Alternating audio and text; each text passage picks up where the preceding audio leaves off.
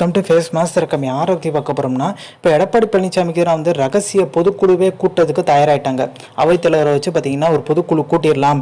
எடப்பாடி பழனிசாமி நெருக்கடியான காலகட்டத்தில் அவர் மேலே ஏகப்பட்ட வழக்கு நிலுவை இருக்குது. அந்த வழக்கு பார்த்தீங்கன்னா விஸ்வரூபம் எடுக்கும்போது அந்த டைமில் பார்த்தீங்கன்னா சசிகலா வந்து பொதுக்குழு கூட்டி அந்த டைமில் பார்த்தீங்கன்னா உறுப்பினர்களுக்கும் ஒரு ரகசியமாக பார்த்தீங்கன்னா டீலிங் போயிட்டுருக்கு. முன்னாள் அமைச்சர்களை வச்சு பார்த்தீங்கன்னா சொல்கிற நேரத்தில் வந்து அவங்கள கூட்டிட்டு வாங்கன்ற மாதிரி பார்த்தீங்கன்னா கொங்கு மண்டலத்தை சேர்ந்த ஒரு முக்கியமான முன்னாள் அமைச்சர்ட்டையும் பார்த்தீங்கன்னா அந்த பொறுப்பு சசிகலா ஒப்படைச்சிருக்கதா சொல்கிறாங்க.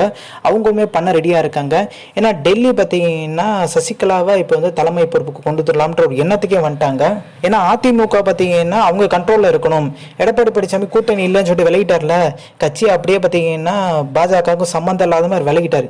இப்போ சசிகலா வந்தால் பாஜகவுக்கு ஃபேவர் நடந்துக்கிறதுக்கு தயாராக இருக்காங்க. அதனால சசிகலா தலைமை கொண்டு வந்துடலான்ற ஒரு எண்ணத்தில் இருக்காங்க. ஆனால் அதிமுக வளர்றது எல்லாருமே ஒன்றிணைன்னு சொல்லிட்டுலாம் பாஜக பார்க்கவே மாட்டாங்க. பாஜக தமிழ்நாட்டில் வளரும்னு சொல்லிட்டு தான் பார்ப்பாங்க.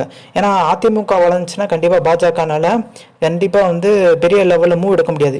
இப்போ அதிமுக பிரிஞ்சிருக்கனால தான் பார்த்தீங்கன்னா ஓரளவுக்கு வந்து 2ஆம் இடத்துல நிலைக்கு வரக்கூடிய ஒரு சந்தர்ப்பம் கிடச்சிருக்கு. நிறைய இடத்துல பார்த்தீங்கன்னா பாஜக தான் வந்து 2ஆம் இடம் வந்திருக்கு. அதிமுக பார்த்தீங்கன்னா 3ஆவது இடத்துக்கு தள்ளப்பட்டிருக்காங்க.